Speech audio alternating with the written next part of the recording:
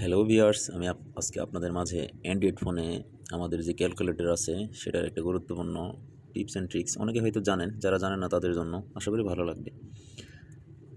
সেক্ষেত্রে আমরা ক্যালকুলেটরে সাধারণত হিসাব নিকাশের জন্য ইউজ করে থাকি, কিন্তু এই ক্যালকুলেটরে কিছু ট্রিক্স আছে। যেমন আমার ফোনের ক্যালকুলেটর অপশন আসতেছি, তা আপনাদের ফোনের ক্যালকুলেটর অপশন আসবেন। এখানে আসার পরে নর্মালি আমরা হিসাব নিকাশ করে থাকি, বাট এখানে উপরে খেয়াল করলে দেখতে পারবেন যে এক্সচেঞ্জ নামে একটা অপশন আছে। এখানে এই এক্সচেঞ্জ নামে অপশনে আমরা অনেকেই কাজ করি না।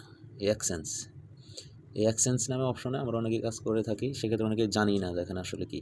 আমরা সাধারণত গুগলে সব কিছু চেষ্টা করি ওখান থেকে নেওয়ার জন্য, বাট আপনি চাইলে নর্মালি ক্যালকুলেটর আসার পরে দ্রুত কাজের জন্য জাস্ট এক্সচেঞ্জ প্রেস করবেন। প্রেস করার পরে দেখবেন আপনার এখানে বিভিন্ন ডলার বা সাইন আপনার এখান থেকে দেখতে পারবেন।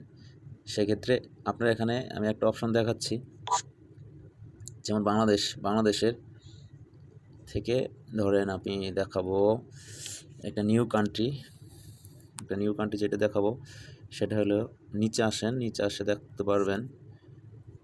নিচে আসলে আমি দেখাচ্ছি যে এই যে ভিয়েতনাম, হ্যাঁ, যে ভিয়েতনাম ডং যে একটা কান্ট্রি, এগুলো কিন্তু কান্ট্রি। এটাতে ক্লিক করবেন।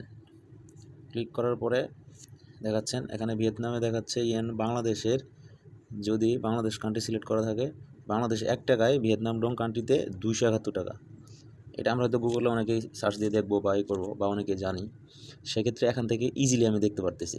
অনেকেই এই অপশনটা জানেই না যে এখানে আসলে এইভাবে চেঞ্জ করে দেখা যায়। আপনি ইচ্ছা করলে এখানে আরও অনেক কান্ট্রি দেখতে পারবেন। তো আমাদের বাংলাদেশি টাকার যেহেতু মূল্য, আমি হয়তো গুগলে সার্চ করে থাকলেও বা আগে জেনে থাকলেও তারপর এখন ইজিলি আমি দেখতে পারতেছি। এটা আমার কাছেই অনেক ভালো লাগতেছে যে ভিয়েতনামের কান্ট্রিতে বাংলাদেশের একটা ওদের এখানে 271 টাকা প্লাস। তাহলে আপনি এখানে বাংলাদেশে যদি 100 টাকা আমরা, তাহলে ওখানে ভিয়েতনামে হচ্ছে 27,117 টাকা। ও মাই গড! তাহলে ভিয়েতনাম কান্ট্রি থেকে অবশ্যই আমাদের দেশে আসতে যাবে। যাই হোক, আমি কথা না বাড়াচ্ছি, আমি আরেকটা জিনিস দেখাবো। সেটা হলো এখানে প্রেস করার পরে আরেকটা কান্ট্রি একটু সাপোজ দেখাই। সেক্ষেত্রে দেখেন অন্যান্য কান্ট্রি থেকে আমাদের টাকা কত বেশি মূল্য সেটা আমি একটা দেখাবো। লাও কিপ ব্ল্যাক, এটা একটা কান্ট্রি। এই যে লাও কিপ ব্ল্যাক, এটা একটা কান্ট্রি, আপনারা জানেন এটা দেশের নাম।